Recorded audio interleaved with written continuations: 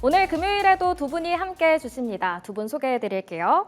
오늘 박철순 파이낸셜 리서치 대표, 최영지 SK증권 분당금융센터 PB와 함께합니다. 어서 오십시오. 네, 반갑습니다. 이렇게 저희 셋이 오랜만에 호흡을 맞추게 된 만큼, 그리고 저희가 개편을 하면서 새로운 모습으로 단장한 만큼 금요일 밤이지만 좀 힘차게 오늘 시간 만들어 가주셨으면 좋겠습니다. 그렇다면 첫 번째 특이점 확인해 보도록 하겠습니다. 특이점 첫 번째는요. 바로 마이클 버리 코스피 종말 신호 경고라는 특이점을 가져와 봤는데요. 영화 빅쇼트의 실제 모델이죠. 투자자 마이클 버리가 코스피의 종말을 예고했습니다.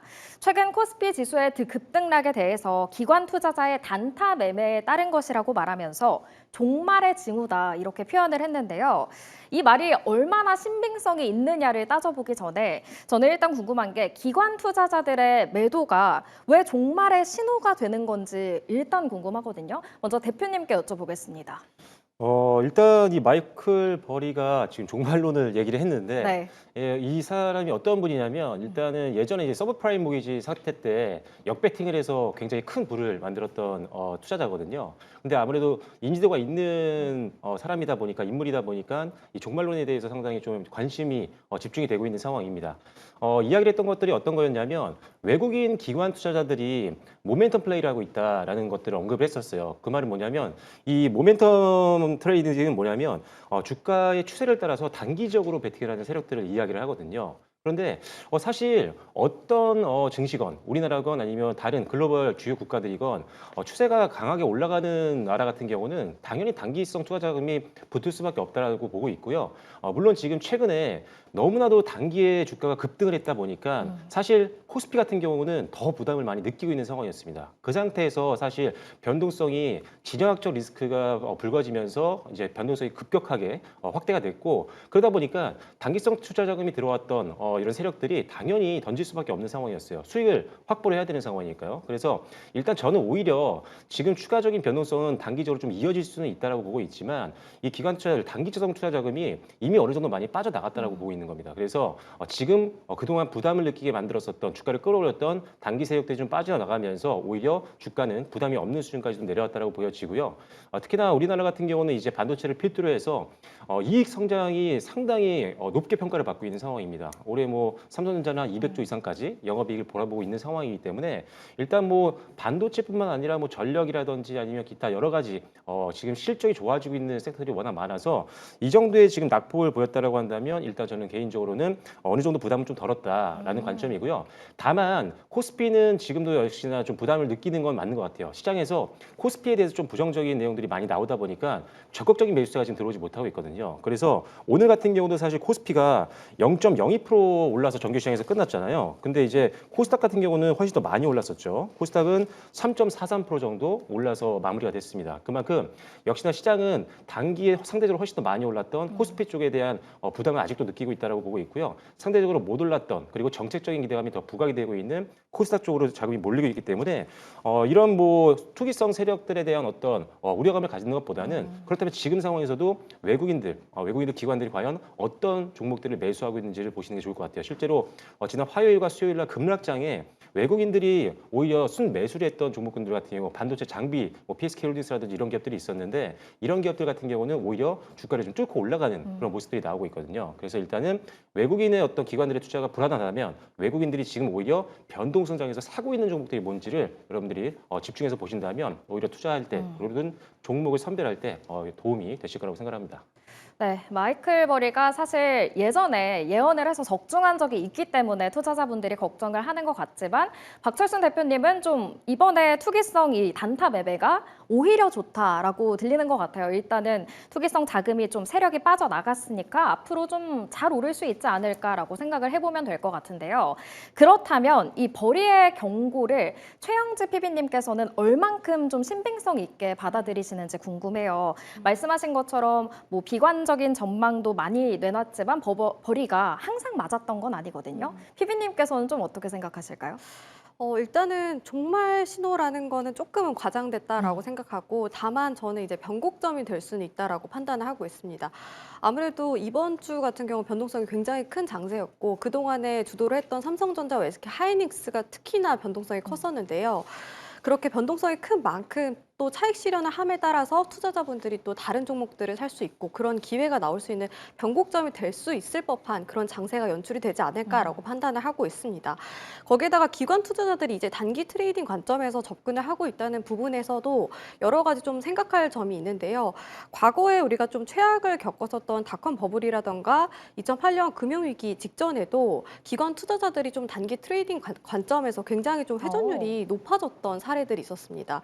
특히 이 거래 회전율로 봤을 때 평상시와 대비를 해서 20%에서 30% 정도 회전율이 급증을 했었는데 그 이후에 조정을 받는 사례들이 굉장히 많았었거든요. 그런 관점에서 이번에 이제 나온 신호들이 어느 정도는 좀 변곡점이 나올 만한 신호라고 판단을 하고 있고 그렇다고 해서 뭐 아예 하락 국면이다, 아예 정말 종말 신호다라고 보기에는 아직은 이르다라고 판단하고 있는데 다만 그동안에 주도했던 종목들이라던가 주도했던 섹터들보다는 좀 다른 전략으로 우리가 접근을 해봐야 되는 시점이 아닐까라고 판단을 하고 있어요. 그러면은 개인 투자자분들 입장에서는 지금 우리나라 어쨌든 기관하고 외국인이 움직이는 장세인데 네. 여기서 아예 손을 놔야 되냐 그렇게 걱정하시는 분들 많이 계실 것 같은데 저는 오히려 그럴수록 기관 투자자들을 추종을 하는 것도 좋은 방법이라고 판단을 하고 있거든요. 최근에 좀 움직임으로 봤을 때 두 가지 방식으로 좀 전략을 세우면 좋을 것 같은 게 첫 번째 같은 경우에는 많이 올라갔던 과열됐던 종목들이 급락이 나왔을 때 그 눌림목 구간에서 단기 트레이딩 관점에서 접근해 보는 것도 좋은 전략이라고 판단하고 있고요. SK 하이닉스라든가 삼성전자, 특히 삼성전자 같은 경우에는 수요일에 급락하고 나서 그 다음 거래일에 굉장히 강하게 또 반등이 그쵸. 나왔잖아요. 그런 만큼 그런 눌림목 구간에서 단기 트레이딩으로 접근해 보는 것도 좋은 전략인 것 같고 그리고 조금 더 안정적이게 접근을 하려면 오늘 특징주로 보면은 넷마블 같은 경우 급등세를 보였어요. 개별적인 이슈가 있기는 했지만 이렇게 장기간 좀 조정을 많이 받았던 내리막길을 걸었던 종목들이 좀 수급이 약간 붙어주더라도 강하게 상승하는 종목들이 많더라고요.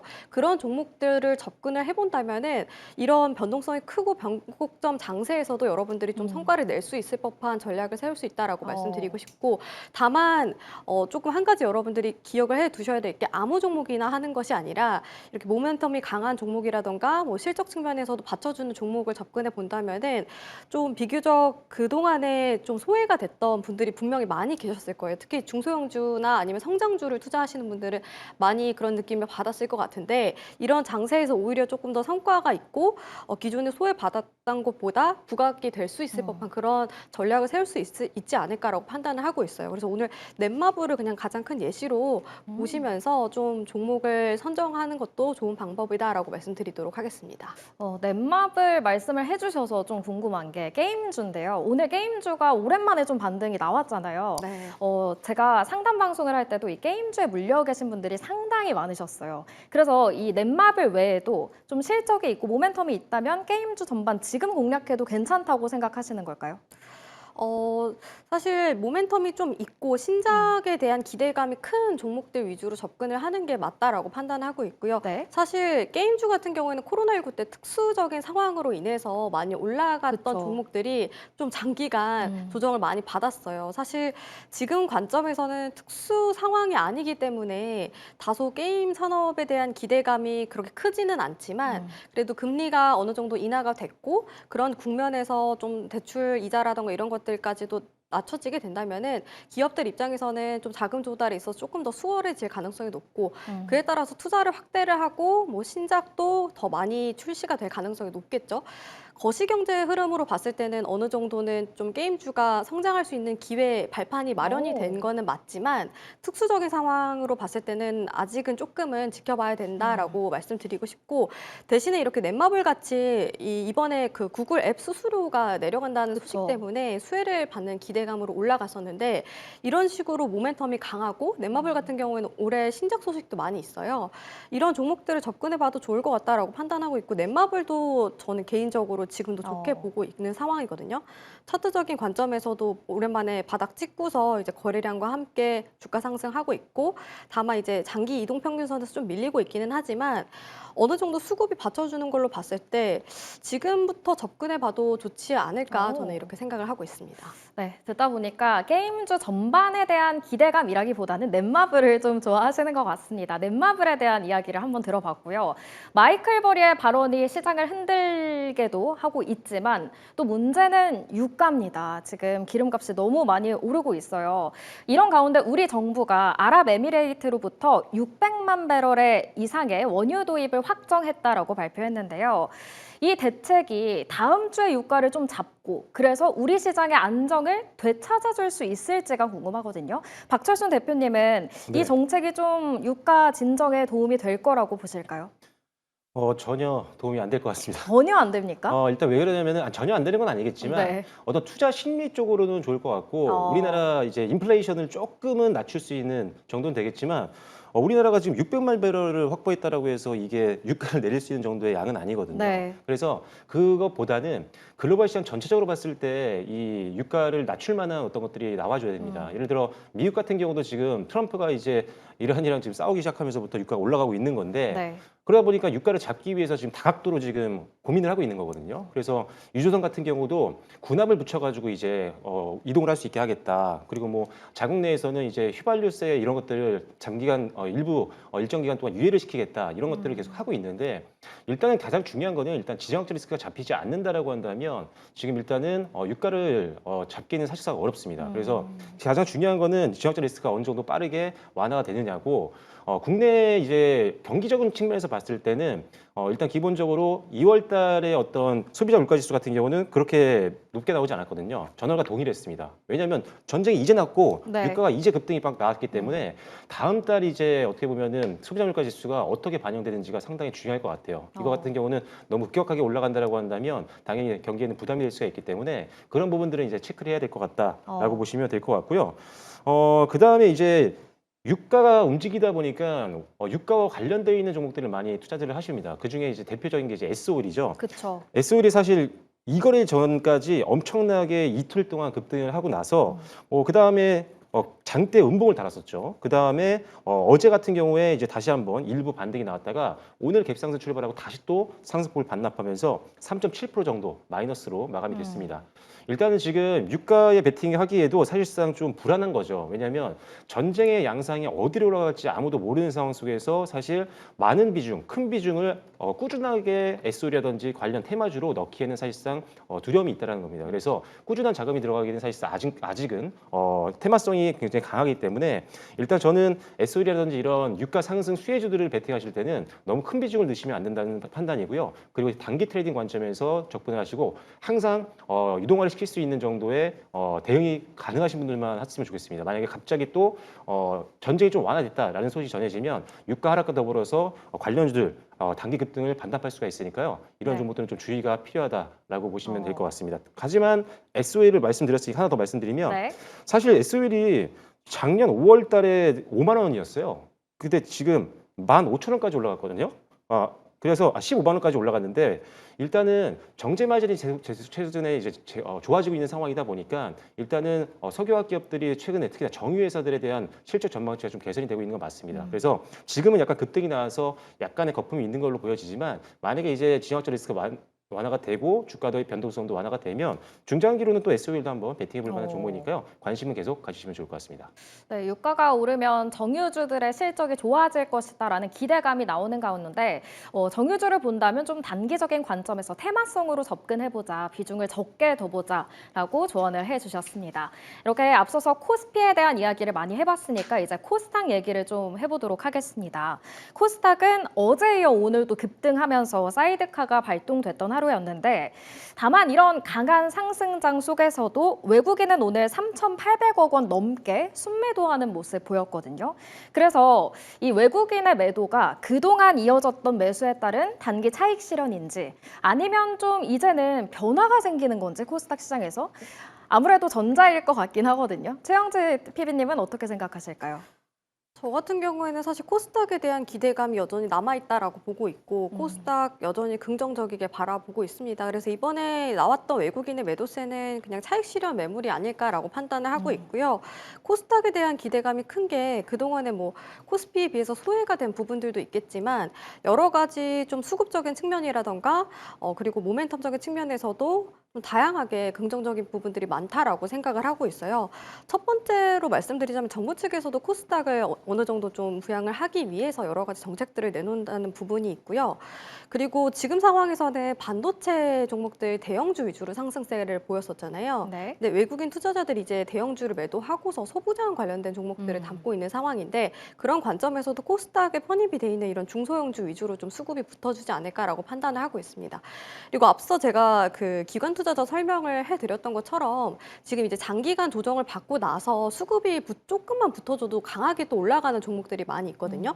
뭐 앞서 말씀드렸던 게임주라던가 아니 바이오 종목들 이런 종목들이 다 대부분 이제 코스닥에 편입이 돼 있기 때문에 그런 관점에서도 코스닥에 대한 기대감이 여전히 남아있다라고 보고 있고요. 그리고 지금 상황에서 사실 시장이 또 이런 말 있잖아요. 시장이 이렇게 변동성을 보인다거나 하락장이 왔을 때 바이오를 담아라라는 이야기가 있습니다. 아무래도 또 지정학적인 리스크가 터졌을 때는 바이오 종목들이 좀 후발주자로 올라가는 경우들도 굉장히 많이 있었었거든요.